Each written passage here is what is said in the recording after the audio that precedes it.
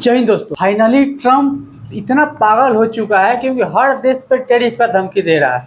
Trump यहीं तक नहीं, वेनेजुएला पर अपना जंगी जहाज भेज दिया है वेनेजुएला के तेल उत्पादन रोकने के लिए, क्योंकि भारत ने उसे एक संधि की है वेनेजुएला से कि आपका तेल मैं निकालूंगा और मैं ही खरीदूंगा।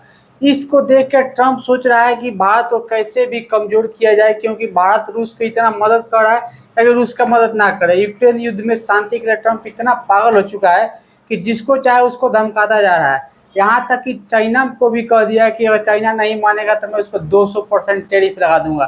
कुछ दिन पहले ही चाइना पर टैरिफ लगाया था जो अप्रैल में, लेकिन उसके बाद इसका दिमाग थोड़ा घूमा तो फिर चाइना को थोड़ा राहत दे दिया। तो फिर उसके बाद अब भारत के पीछे पड़ा है। भारत के पीछे पड़ते पड़ते भारत जब वेनेजुएला से भी तेल खरीद रहा था उस पर भी भारत पे ट्रम्प टैरिफ लगाने का धमकी तो दे दिया, लगा ही दिया टैरिफ। अब वेनेजुएला को युद्ध के रूप में झोंकने को तैयार है ट्रम्प, क्योंकि जो अपना जंगी जहाज वेनेजुएला पर 2 दिन पहले भेज दिया है।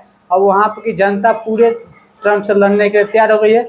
और यहाँ तक आ गई है कि कुछ दिन बाद साल के अंत में चाइना में एससीओ समिट होने वाला है, जिसमें प्रधानमंत्री नरेंद्र मोदी, रशिया के राष्ट्रपति व्लादिमीर पुतिन और चाइना के राष्ट्रपति शी जिनपिंग तीनों आदमी मिलने वाला है।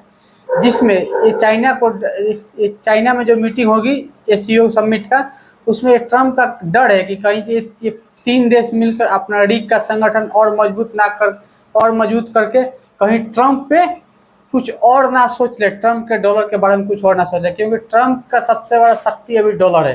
अगर डॉलर के रूप में मुकाबला करने के लिए अगर ब्रिक्स नेशन कोई दूसरी करेंसी ला देती है तो ट्रम्प के चेहरे पे से लेकर ट्रम्प के व्यक्तित्व से लेकर ट्रम्प के देश यानी अमेरिका पे एक धब्बा हो जाएगा, क्योंकि जो डॉलर का जो मोनोपोली था वो धीरे धीरे खत्म हो जाएगा। ये इस समिट में अगर कुछ अलग फैसला ले लिया जाता है तो ट्रम्प के बहुत राजनीतिक करियर पर भी बहुत बड़ा धब्बा पहुंचा है, क्योंकि ट्रम्प अब लास्ट बार ही राष्ट्रपति बना बचा है और सोच रहा है कि मैं लास्ट में कुछ ऐसा कर दूं कि मेरे लिए नोबेल प्राइज का रास्ता खुले।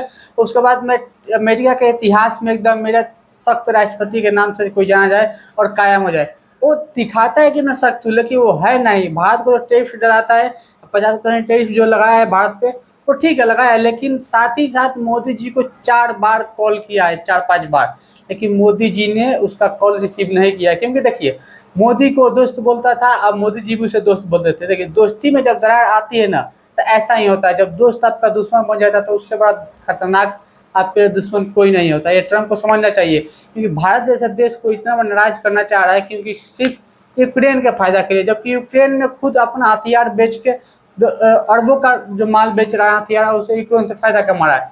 ट्रम्प ये नहीं देख रहा है कि भारत खाली हथियार तो नहीं बेच रहा है, उसको तेल खरीद रहा है, ना कुछ हथियार बेच रहा है, बस तेल ही खरीद रहा है। उस तेल से इतना रशिया से जो तेल खरीद रही है इसके ट्रम्प को इतना दिक्कत हो गया है क्योंकि भारत के पीछे हाथ धो के पड़ गया।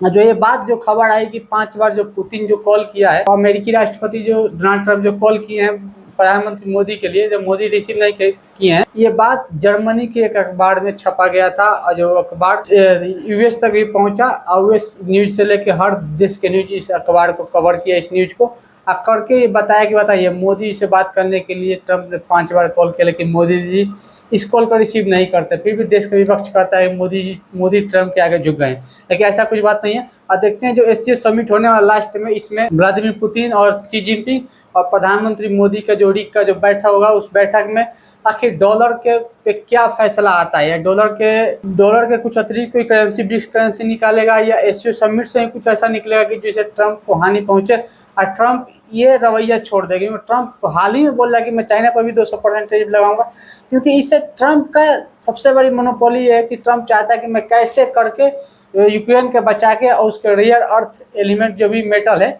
उसके मैग्नेट पर कब्जा करूँ, कब्जा करके मैं दुनिया में अपना वर्चस्व कायम करूँ। लेकिन ट्रम्प ये नहीं जानता है कि उसके बगल में रसिया बैठा है, रसिया खुद ही उसके मैग्नेट पर कब्जा करने के लिए फिराक में है, लेकिन फिर भी ट्रम्प सोच रहा है कि मैं करूँगा। बताइए, रसिया को छोड़कर ट्रम्प जाएंगे वहाँ पर कब्जा करने के लिए। उससे पहले रसिया ने यूक्रेन के उस क्षेत्र पर जो कब्जा कर लिया है, जिस क्षेत्र पे ज़्यादा ये सब मैग्नेट पाए जाते हैं, रेयर अर्थ एलिमेंट जो पाया जाता है, उस क्षेत्र पे रसिया ने कब्जा कर लिया है। जैसे लुहांस्क से, दोनेत्स्क से और 3-4 क्षेत्र है, उस पर कब्जा रसिया कर लिया है। लेकिन ट्रम्प को ये समझ में नहीं आ रहा है, फिर भी रसिया के मुंह में हाथ डाल रहे हैं अब देखते हैं इस विषय पर, और रसिया चाइना और इंडिया मिलकर ब्रिक्स जो समिट जो होगा बाद में, उससे पहले एससीओ का समिट होगा, उसमें क्या निकल के आता है। जय